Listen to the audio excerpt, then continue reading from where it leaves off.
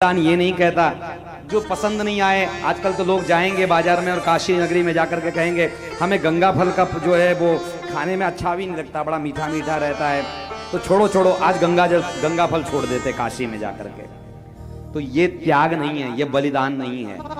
बलिदान तो वो है जो तुम्हें बहुत अच्छा जो है वो तंबाकू मलने में बड़ा आनंद आ रहा है और तंबाकू दांत के नीचे फंसा के बड़ा अच्छा लगता है, तंबाकू का बलिदान कर दिया तो वो बलिदान है। चाय पीने के सिवा तुम्हें सर दर्द तुम्हारा बंद नहीं होता तो चाय का बलिदान कर दिया तो कहा ठीक है ये भी बलिदान है। ये बारे वाह खूब बलिदान हो गया लोगों का, मैंने खोबरा छोड़ दिया, मैंने गंगा फल छोड़ दिया, ये हमारा बलिदान है। ये बलिदान नहीं है।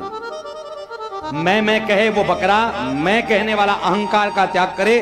उस बकरे को देने के लिए कहा, लोग बकरा बकरा मार मार कर करके नष्ट कर देते हैं।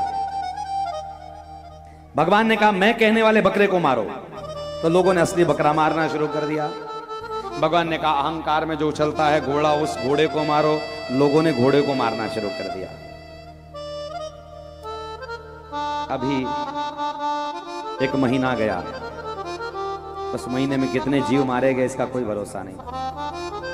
कहते हैं कि हमारे इसमें लिखा गया है कि कुर्बानी देनी चाहिए, कुर्बानी कुर्बानी कुर्बानी अल्लाह को प्यारी है कुर्बानी।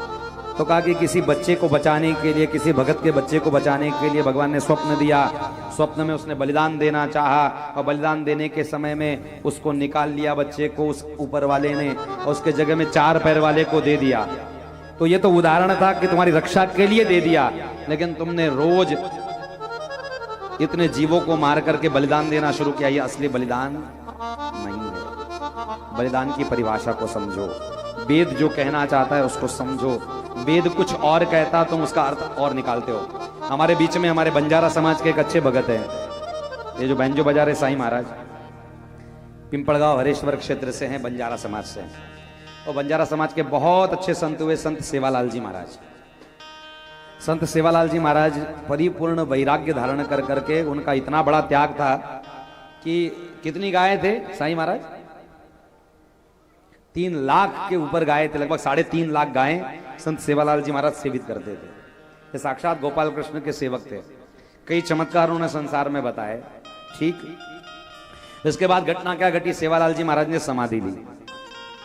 उसके बाद में एक महिला को मन में आया, जो भी विचार आया होगा उसके मन में, उन्होंने जीवन भर लोगों को कंठी दी, जीवन भर लोगों को शाकाहार की बातें सिखाई, जीवन भर अच्छा अच्छा सिखाया। पर एक महिला ने स्वप्न में देखा कि सेवालाल जी महाराज ने कहा है कि जो मुझे बकरा चढ़ाएगा उसकी इच्छा पूर्ण होगी। और संत सेवालाल जी की समाधि का दिन होता है रामनवमी। कौन सा दिन? रामनवमी उनकी समाधि वाला दिन है। और रामनवमी के दिन सारा बंजारा समाज इतने बकरे काटता है जितना जीवन में कभी नहीं काटता होगा। और चढ़ाता किसको है? जिसने जीवन भर कहा कि कभी किसी को मारो ही मत, ऐसे को चढ़ाते हैं। और मैंने गम्मत में साईं महाराज से एक बात बड़ी अच्छी पूछी, भाई सीखा कि चढ़ाने में क्या क्या चढ़ाते हैं बकरा काटने वाले? तो बकरा काटने वाले और कुछ नहीं चढ़ाते। क्या चढ़ाते हैं? बोले खूर चढ़ाते हैं। क्या चढ़ाते हैं?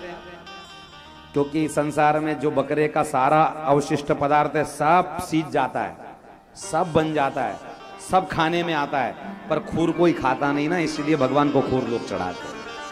तो आदमी बड़ा होशियार है, बड़ा चापलूस है, बड़ा चालू आदमी है जो भगवान को कहता है कि मैंने भगवान के लिए बलिदान किया। वो मतलबी है, वो स्वार्थी है। ठीक है, तुमने दुर्गा के दिनों में बलिदान दिया, मान लिया। गोंधड़ में दान कर दिया, किसी को मार दिया, मान लिया, चलो मान लिया। पर 12 महीने जो खाते हो घर में,